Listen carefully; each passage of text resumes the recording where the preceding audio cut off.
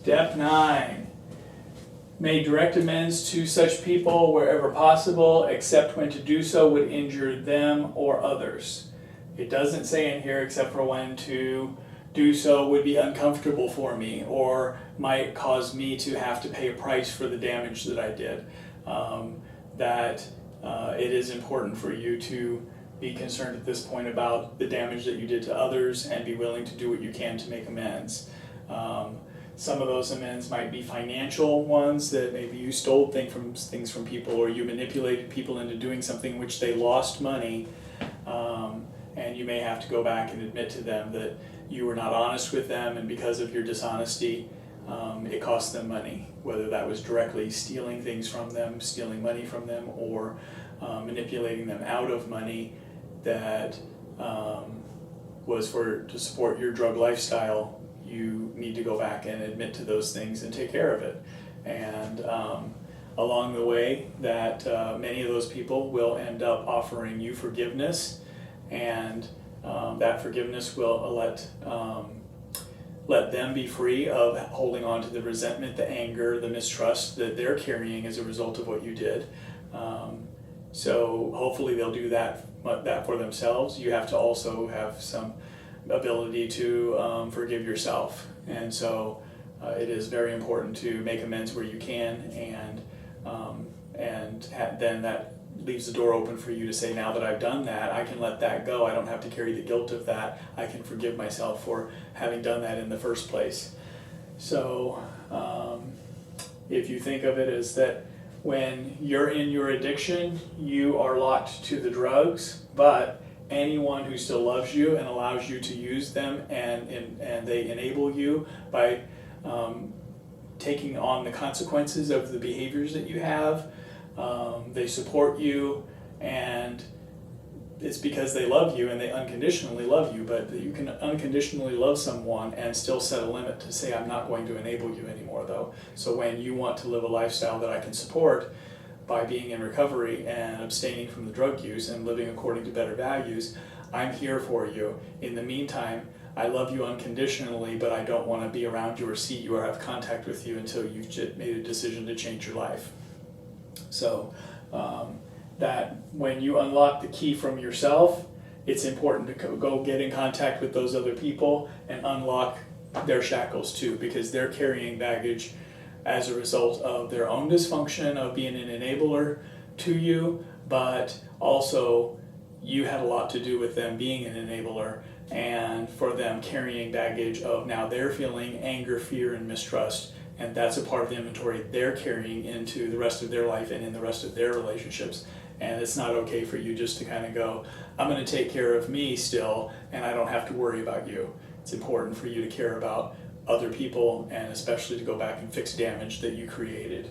So that's where the step comes in of all of these other steps that we've done about taking an inventory and making a list of people who we need to make amends to, and all that is preparing us for step 9. This is the point where a lot of people go back into a relapse, that up to this point they didn't actually, maybe some did, I did early on, start making amends, but if you didn't, then at this point you're like, at least those big amends that are hard to make and those big forgivenesses. In my case, again, I was physically and sexually abused, and by this point I had understood I needed to have a lot of forgiveness for those people who were abusive to me, and that so when I got to this step,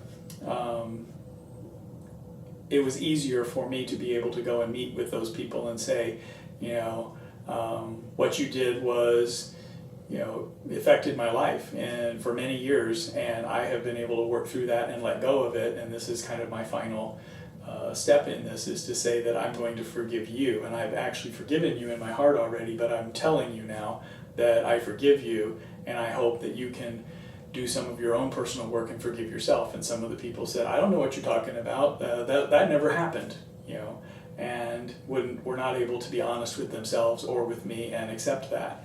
Other people said, thank you very much for forgiving me. Other people who I made amends to. Some of them said, well, I'm still angry with you and I don't want to see you again, so thank you for paying me back this money or for apologizing, but I don't want to ever see you again. And other people were able to say, thank you so much for coming and making your amends and talking to me, and I forgive you.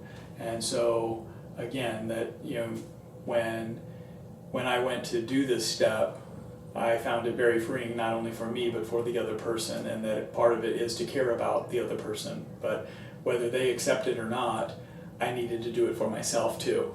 So it's both me and them.